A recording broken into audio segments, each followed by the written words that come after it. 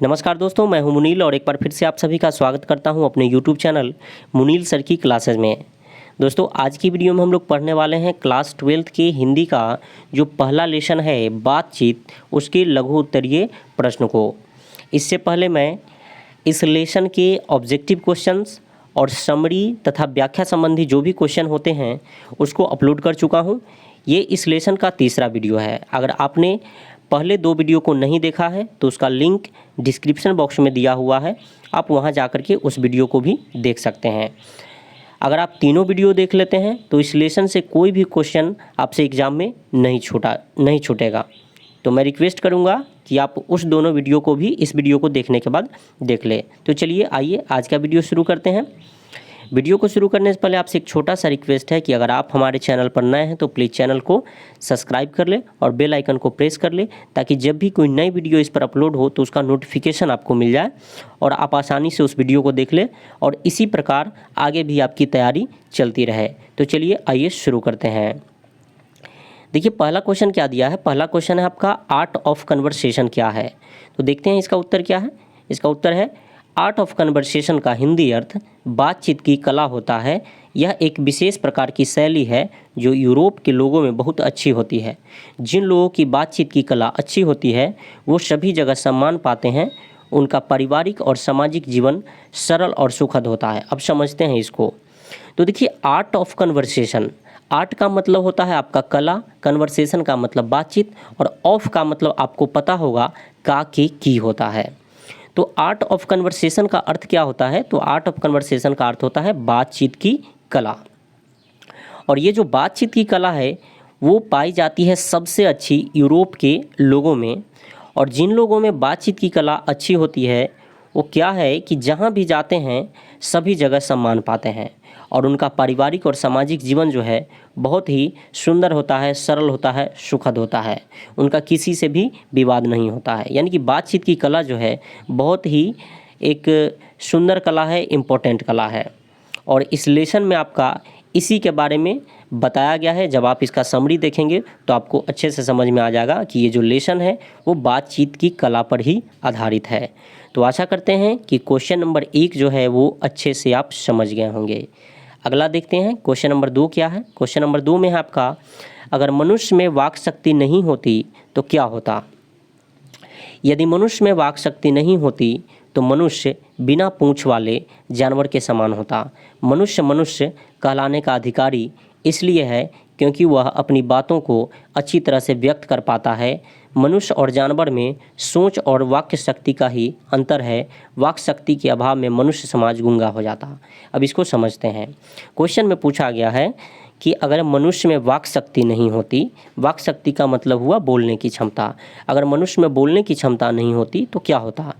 तो अगर मनुष्य में बोलने की क्षमता नहीं होती तो मनुष्य समाज क्या होता, गूंगा होता और जानवरों की तरह होता।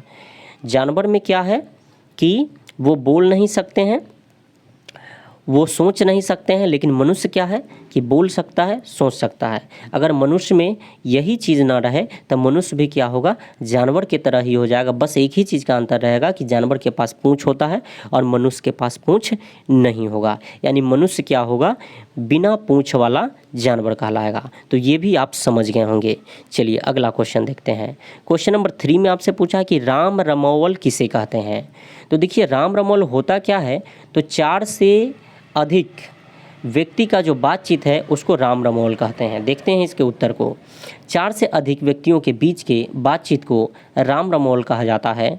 जब 2 व्यक्तियों के बीच बातचीत होती है तो काम की बातें होती है।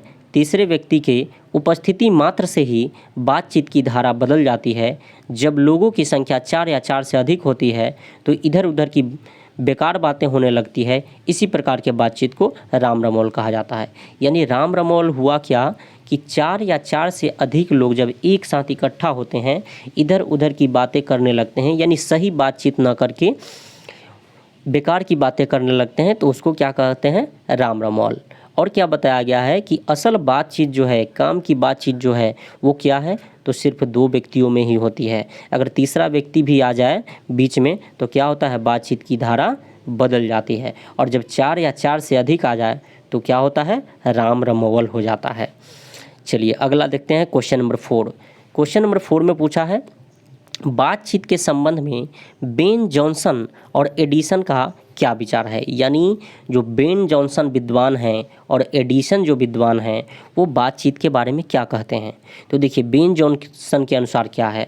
बेन जॉनसन कहते हैं कि बोलने से ही मनुष्य के रूप का साक्षात्कार होता है, बातचीत के द्वारा ही मनुष्य का गुण दोष प्रकट होता है। यानी बेन जॉनसन क्या कहते हैं कि कोई भी व्यक्ति वो कैसा है उसके रूप को आप देखना चाहते हैं, उसका साक्षात्कार करना चाहते हैं तो क्या होगा, उसको बोलने देना पड़ेगा। जब तक वो बोलेगा नहीं तब तक आपको पता नहीं चलेगा कि उस व्यक्ति में गुण क्या है, अवगुण क्या है, कितना ज्ञान है उसके अंदर। एडिसन क्या कहते हैं इसको देखते हैं। एडिसन के अनुसार असल बातचीत केवल दो व्यक्तियों के बीच हो सकती है, तीसरे की उपस्थिति मात्र से ही बातचीत की दिशा बदल जाती है। एडिसन क्या कहते हैं। एडिसन कहते हैं कि जो असली बातचीत है, काम की बातचीत है, वो केवल दो लोगों में ही हो सकती है। दो लोग से एक लोग भी अगर अधिक हो जाए यानी तीसरा व्यक्ति भी अगर आ जाए तो क्या होगा, उतने में ही बातचीत की धारा बदल जाएगी, बातचीत की दिशा बदल जाएगी। तो दोनों विद्वान जो थे उनका क्या विचार था आप अच्छे से समझ गए होंगे। अब नेक्स्ट क्वेश्चन देखते हैं। अगला question, question number 5। Question number 5 में पूछा है मनुष्य की बातचीत का उत्तम तरीका क्या हो सकता है। यानी मनुष्य जो है वो किस तरह से एक अच्छे से बातचीत कर सकता है, यानी बातचीत का जो नियम है वो क्या है, किस तरह से किस नियम को हम फॉलो करें कि अच्छे से बातचीत करना हमको आ जाए। तो देखिए इसका उत्तर क्या है। मनुष्य की बातचीत का सबसे उत्तम तरीका आत्मवार्तालाप है। आत्मवार्तालाप का मतलब हुआ स्वयं से बात करना। उसे अपने अंदर ऐसी शक्ति विकसित करना चाहिए जिससे वह अपने आप से बात कर सके। आत्मवार्तालाप से तात्पर्य क्रोध पर नियंत्रण करना है जिसके कारण किसी व्यक्ति को कष्ट न पहुँचे और संबंध में मधुरता आए। यानी अगर हम चाहते हैं कि अच्छे से हमको बातचीत करना है तो हमको क्या करना पड़ेगा, अपने अंदर एक ऐसी शक्ति विकसित करनी होगी जिससे हम खुद से बात कर पाए। खुद से बात करेंगे तो क्या होगा, हमें क्या गुण है, क्या अवगुण है, क्या आज सही हुआ, क्या गलत हुआ, किसे गलत शब्द बोल दिए, किसे कौन सा बात बोले जो अच्छा हुआ, ये सब हम खुद से क्या करेंगे कि उस चीज़ को हम अध्ययन कर पाएंगे। यानी खुद से हमको बात करना चाहिए और खुद से बात करने से क्या होगा कि हम में क्या गुण है, अवगुण है वो पता चलेगा। हम अपने क्रोध पर नियंत्रण कर पाएंगे और कोई भी ऐसी बात नहीं बोलेंगे जिससे दूसरे को कष्ट पहुँचे। हमेशा ऐसी बात करेंगे जिससे हमारे संबंध में मधुरता आएगा, यानी दूसरे से अपनापन बढ़ेगा। तो ये आप समझ गए होंगे।